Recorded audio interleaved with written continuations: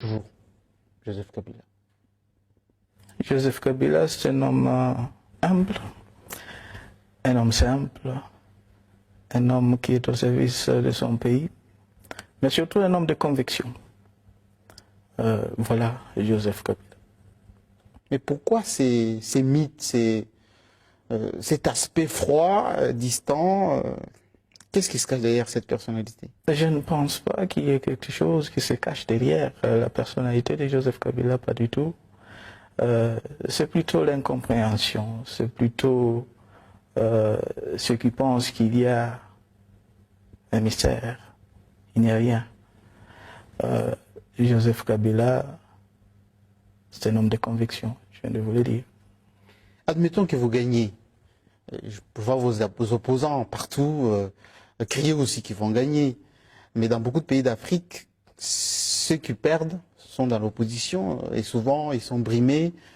La place de l'opposition dans ces pays, ça sera quoi? Eh bien, la Constitution, elle est tout à fait claire là-dessus. Et d'ailleurs, à part la Constitution, l'Assemblée nationale, ou soit le Parlement, sera obligé d'ici peu d'adopter une loi, ou soit les statuts de l'opposition. Et voilà,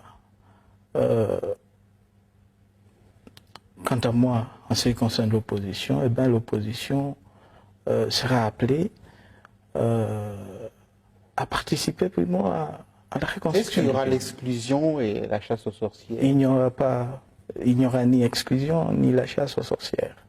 Mais l'opposition politique sera aussi appelée à participer dans les efforts de la reconstruction du pays. Avec des privilèges?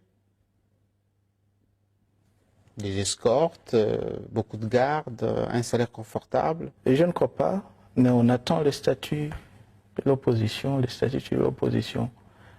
une loi qui sera adoptée par l'Assemblée nationale.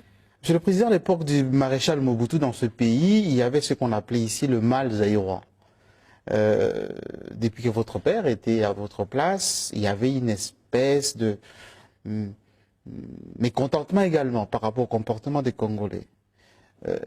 Que pensez-vous de ce qu'on appelle les antivaleurs, des comportements quelquefois réprochables associés à votre peuple, les Congolais? Eh bien, c'est clair qu'on sera obligé de faire beaucoup d'efforts pour redresser la situation à partir au niveau de la base. La base pour moi, c'est la famille, l'école et bien sûr la société en général. Pour moi, ça ne sera pas seulement un changement, mais plutôt une révolution, toute une révolution, pour donner beaucoup plus de valeur au travail et à ceux qui travaillent. Ça sera toute une révolution, pas seulement une question de changement. Et au niveau de la jeunesse, quelle est la place de la jeunesse dans votre politique? La place de la jeunesse, la jeunesse, je dirais, sera tout à fait au centre de nos préoccupations. La jeunesse, c'est primo la base, si vous voulez bien, pas seulement la base, la fondation même de la société. Une jeunesse qui sera valorisée, révalorisée d'ailleurs. Est-ce qu'il y aura un renouvellement de la classe politique congolaise? Il y a déjà un renouvellement de la classe politique congolaise avec la tenue des élections législatives. Il y a effectivement le début de beaucoup de changements, si je peux dire. Avec la tenue des élections provinciales, le 29 octobre, oui.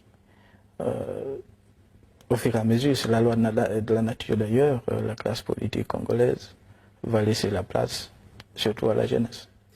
Il y a beaucoup de vos compatriotes qui vivent à l'étranger. Certains sont frustrés de n'avoir pas participé à ces échéances électorales. Certains même, ça donne à des comportements très